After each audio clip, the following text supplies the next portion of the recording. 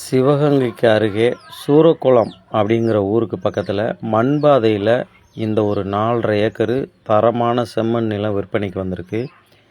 இந்த நிலத்துக்குள்ளே என்ன இருக்குதுன்னு பார்த்தீங்கன்னா, ஒரு போரு, ஒரு கிணறு, ஒரு ஃப்ரீ சர்வீஸு, அந்த மாதிரி ஒரு அமைப்பில் இந்த நிலமானது அமைஞ்சிருக்கு.